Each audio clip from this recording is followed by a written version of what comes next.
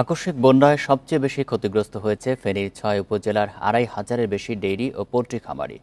তাদের ক্ষতির পরিমাণ প্রায় ৩৯৭ কোটি টাকা বলে জানিয়েছে প্রাণী সম্পদ বিভাগ। সব হারিয়ে নিঃস্ব এসব খামারি ঘুরে দাঁড়াতে চান সরকারি সহায়তা। এ নিয়ে আরও জানাতে ফেনী থেকে যুক্ত হচ্ছেন সহকর্মী সমীর উদ্দিন। সমীর, ফেনীতে যে সমস্ত ডেইরি এবং পোল্ট্রি খামারি ক্ষতিগ্রস্ত হয়েছেন তাদের কি পরিস্থিতি এখন, আর তারা তো সরকারি সহায়তা চাচ্ছেন, এ বিষয়ে কোনো উদ্যোগ কি নেওয়া হয়েছে?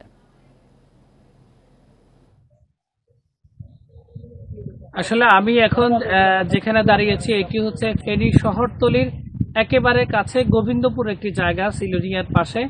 এখানে একজন খামারি আছে, নাম হচ্ছে মাইনুদ্দিন। তার প্রায় ৮,০০০ মুরগি আছে। সব মুরগি কিন্তু একদম বৃষ্টির পানিতে, বন্যার পানিতে ভাসিয়ে নিয়ে গেছে। তিনি এখন পথে বসেছেন। উনার একই জায়গায় প্রায় ১০০টি পুকুর আছে। এই পুকুরগুলোও সমস্ত মাছ ভাসিয়ে নিয়ে গেছে। এখন এর বাইরে ফেনীর প্রত্যন্ত অঞ্চলে অনেকগুলো খামার আছে, যে খামারগুলো লেয়ার যে মুরগি আছে, মুরগিগুলো একদম মরে গেছে, সেখানে আছে পচা দুর্গন্ধ বের হচ্ছে।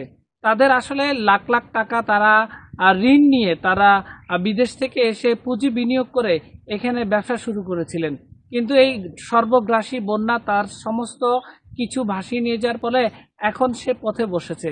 দুটো বিষয় তাদের কাছে সবচেয়ে বেশি কষ্টের। একটি হচ্ছে তার সঞ্চিত যে অর্থ, সেটি তো গেছে গেছে।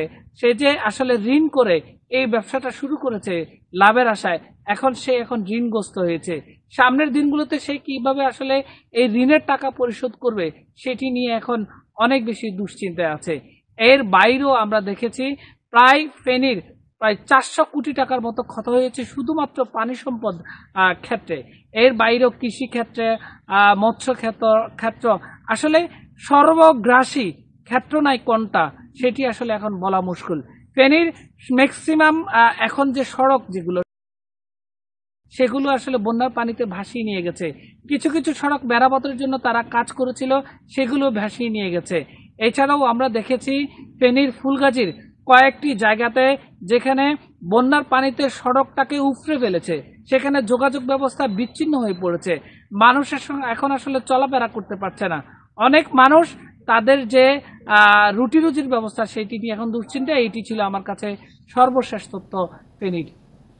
ফেনী থেকে জানাচ্ছেন সহকর্মী সমীর উদ্দিন।